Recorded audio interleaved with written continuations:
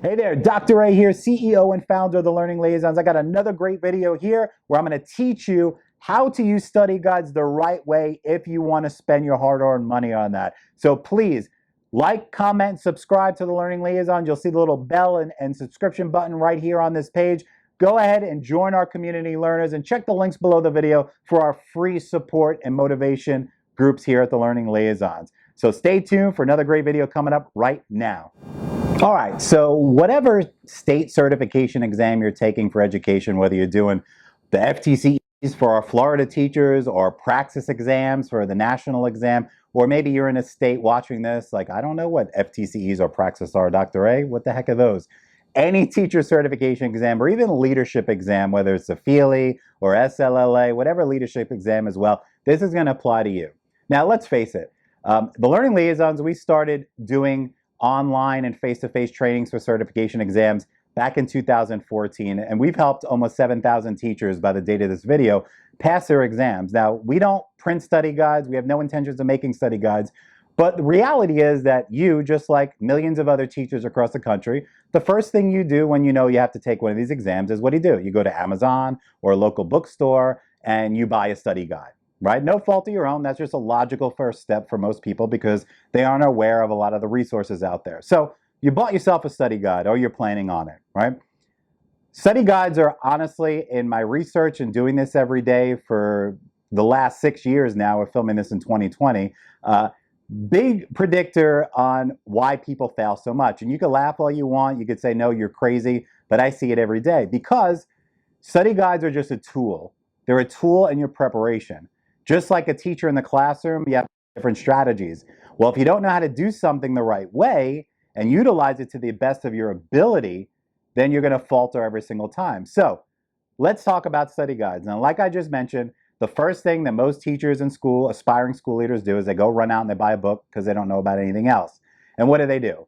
Be honest, right? You're watching this, well, duh, like I start on page 1, I just start taking notes, making flashcards, doing practice tests over and over again. The number one reason why people fail these exams is because of study guides, because they're not doing them the right way. Here's how you do it, all right? If you buy a guide, depending on what company, they're all the same. So let's say they're 200 pages or 400 pages. You're like, oh, look how big this book is. It's this thick or this one's skinnier. So my friend told me about this one. My friend told me about that one. They're all the same. All these testing companies do, or I should say test prep companies, is they take all the skills and the test blueprint. So for example, if you're taking the Praxis, that's the ETS website. For our Florida peeps here, that's the Pearson website. And what they do is they take all the standards in the blueprint, they dissect them, and they create material based on that. So tell me if I'm wrong and throw in the comment box on this video if you ever bought a study guide, maybe multiple guides, spent a month or so studying, taking notes on all the pages, doing practice tests all over and over again, and you went in to take the exam and you're like, holy crap. Nothing on this computer screen looked anything like my book. This is a racket. Everyone's trying to steal my money. Why do I have to take these dang tests? If that is you, which 99% of people, go ahead and throw in the comment box, yeah, that's me. Just put, yeah, that's me, so I know what you're talking about, right? Because nothing in the guide is going to look exactly like your exam. They're meant as a tool. So here is how we use it. Here's the good stuff. It's so simple, but it's going to be work. It's going to be diligence on your end, but it's going to pay huge dividends. Here's what we do. You need to get yourself one of the spiral notebooks, right? Like one of these ones when you're a kid. So let's say, for example, I'm just making examples. You might not even know what this test is, but here in Florida, we have a test called the Professional Education Test. For Praxis peeps, you have different exams, same thing. Use it as a quick example for you. So you got to take the professional ed test, right? For example, there's 120 questions on this test. Now they just changed it to 110. That's irrelevant. I like to babble a lot. So get one of these books. You take your study guide. And the first thing anybody should do when you spend any of your hard-earned money on a test prep guide, whether it's online or a book, is get this notebook. You go straight to the practice test or the quizzes in your book. So for example, professional ed test, it's one big exam. It's got 8 different competencies, different topics like lesson planning, teaching strategies, ESAW, literacy, all those different competencies. Your exam has the same thing, just different titles. So what you do is you go straight to a practice test or a quiz. You set your timer. right? All these exams, I don't care what state you're in, have a specific time on that exam. Recreate the testing center right there, right out of the gate. Go to the book. So for example, professional ed, 110 questions. I'm gonna go straight to the practice test. I'm gonna set my timer on the counter next to me. I'm gonna take a dry erase sheet or a dry erase board, just like they give you in your testing center. I don't care where you are in the United States, it's all the same. Set your timer and go. Do your strategies, do everything that it is you learned or you think you know when taking the exams. Do your thing, go through. When you're done, stop the timer. Then step one of the process. So what I'm about to teach you is 3 steps. Step 1, and everybody does this. Go through, let's say there's 110 questions, you go through, A, number 1, I put A, the answer is B, here's an explanation as Y, blah, blah, blah, all the way through, and you mark your answer sheet that you did, right? So when you're done with that, let's say there's 110 questions, whatever it is you're taking, obviously your test is going to be different, like I said before. So when you're done grading your test, seeing what you got wrong and why, what do you do next, right? Honestly, what do you do after that? Well, based on my experience of helping thousands of teachers a year, 7 days a week, I'm going to tell you what most people do. Either 1, they just move on from it, they leave it, and maybe a week or 2 later, or even a couple of days later, they come back and they take the test again, right? And then they compare their scores. That is the worst thing you can do. You guys probably watch me like, what the heck are you talking about, right? What else is there to do? Why is that the worst thing you could do? If you remember back at the beginning of this video, I talked about how your testing center, the actual exam, is going to look nothing like your study guide, because that's the God honest truth. Now, what you do when you keep doing practice questions over and over again, what you're doing is you're subconsciously training yourself in your mind to expect certain questions on your exam. Some of you guys actually consciously do that. You're purposely doing questions because you think you're going to see them on the exam. But when you go to the testing center, well, bam, they smack you in the face and it's like, holy crap, nothing I studied looked anything like what was just on the screen with me. We're back to the whole, they're stealing my money. Why can't I just teach? This is irrelevant. So here's what we do. It's such a quick fix. Your perception and attitude towards studying is going to change, but I'm going to warn you, what I'm going to lay out to you is work, but it's going to pay off. So it's 3 steps. Step number 1, you go straight to the practice test. Take it, time it, like I just said, grade it, what you got wrong, why, awesome, kudos to you. Here's where it gets different. Step 2, you're going to take that spiral notebook I just talked about. On the cover, make it all pretty, whatever test, whatever, if you like designing and things aesthetically pleasing, knock yourself out. So cover, name of the test. You're going to turn to page number 1. And on page number 1, you can do something like this. This is just an example of the test I'm using here as an example in this video. So you see we've got 8 competencies listed on this piece of paper. You're going to go back to your practice test. Every answer you got wrong, you're going to go to that page and make a tally mark. Oh, this one goes in comp 1. This one goes in comp 2. Maybe your exam, your subtest has 3 comps. Whatever it is, you get the point. What is this going to do? Very simple. Visualization, keeping yourself organized. Heck, on the Pro Ed, using this as an example one again, the first 4 competencies make up a majority of the exam. So that means that if I'm doing horrible on these first 4 competencies, I see a bunch of tally marks and good in the other ones, it's going to help me focus my study. That's the easy part. That's step number 2. Here's where the work comes into play. So stay with me. You're doing a great job, okay? Step 3, you got your page number 1 with your competencies laid out, the tally marks. So let's say I get a question wrong on, I'm just making this up, like I said. Let's say I get a question wrong on a teaching strategy, right? And they talk about blah, blah, blah, and they use the concept differentiated instruction, right? As educators across the country, you're familiar with that. That's the buzzword over the last 10 years, differentiated instruction. So let's say I get a question wrong and the concept is about differentiated instruction. I'm going to forget about that question because I got it wrong and we're not going to see that on the exam. We'll see the same skill. So what we're going to do is we got that question wrong. We're going to find out the competency. Let's say differentiated instruction, teaching, that's competency 4. I make my little tally mark. Now I turn the page in that spiral notebook and I'm going to start a running record, a list.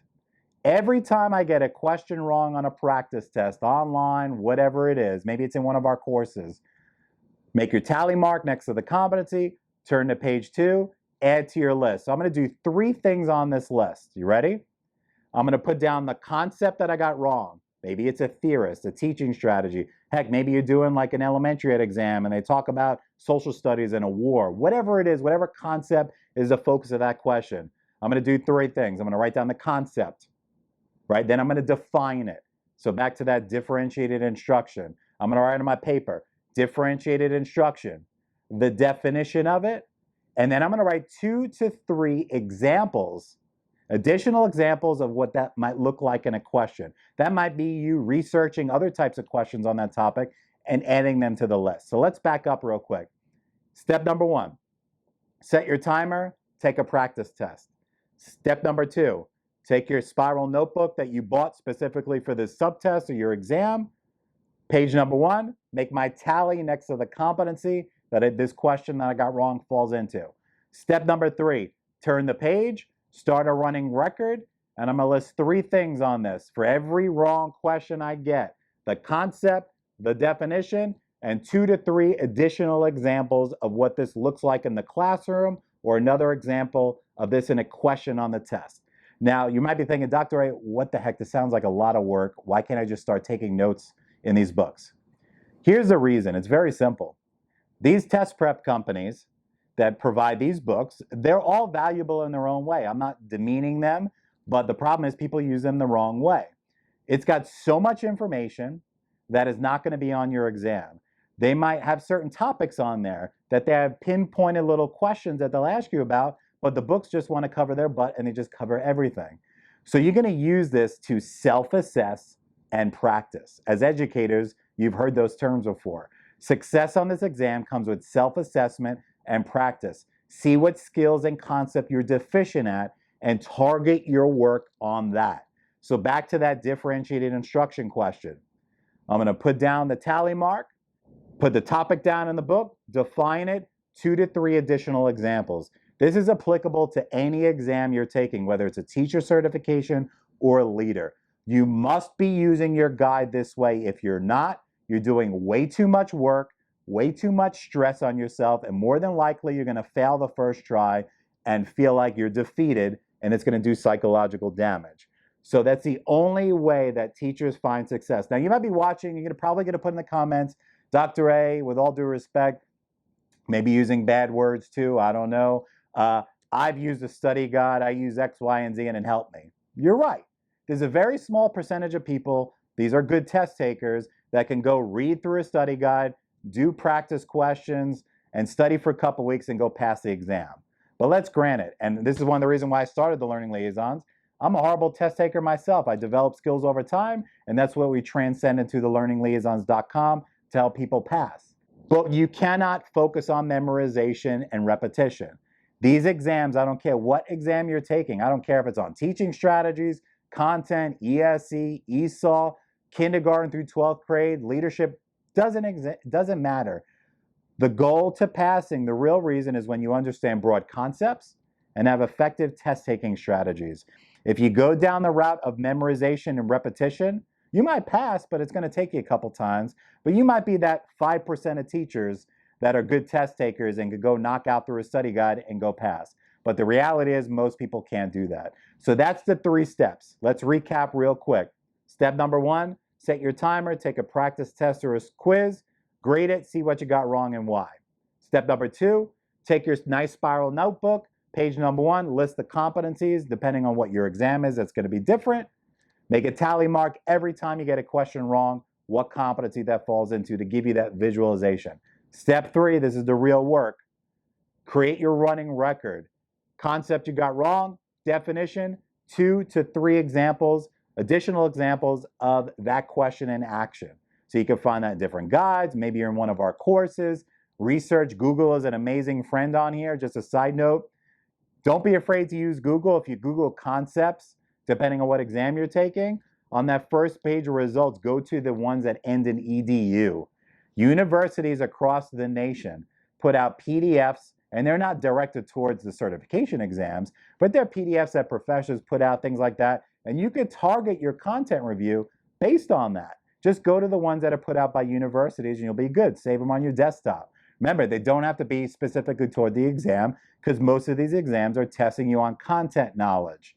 So you don't need to necessarily go to a guide to find the stuff. You can do the work on your own and it'll be more meaningful and impactful for you at the end of the game. So like I said at the beginning, this is about diligence and consistency, but it's not about repetition and memorization. That's why here at the Learning Liaisons, we've helped thousands of teachers pass their certification exams because we don't pump out study guides. We don't get in the game of memorization and doing a whole bunch of practice tests over and over again. We teach those concepts and strategies that are needed and required for first attempt success. So if you like more information and help on how the Learning Liaisons can help you, in below this video, in the links, we've got a lot of links to our free support groups where we put out free content and we answer questions, keep you motivated. And I've got the link to our website.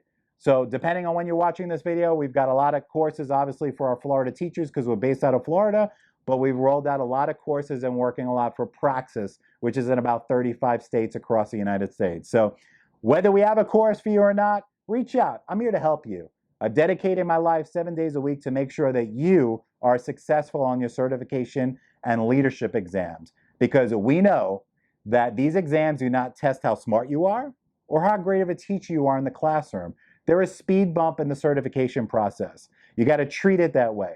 These exams are a performance, and you can see with some of my other videos on our YouTube channel in here. You've got to think of it that way, and look out for other video about these tests as a performance, and I'll give you a little insight to that because I could talk about this stuff for hours because it's my passion and I love what I do and I love helping teachers just like you pass their certification exam. So please take a second, like, comment, and share this video, and definitely take a second to subscribe and hit that little bell, that notification, so you can be notified anytime we launch any new videos for you. Because here at the Learning Liaisons, we've got one message that we tell thousands of teachers every single month.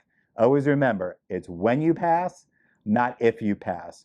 We'll see you on the inside and let us know how we can help by dropping comments in this video. So have a great rest of your day, even better week, and an amazing weekend, and we'll talk to you soon.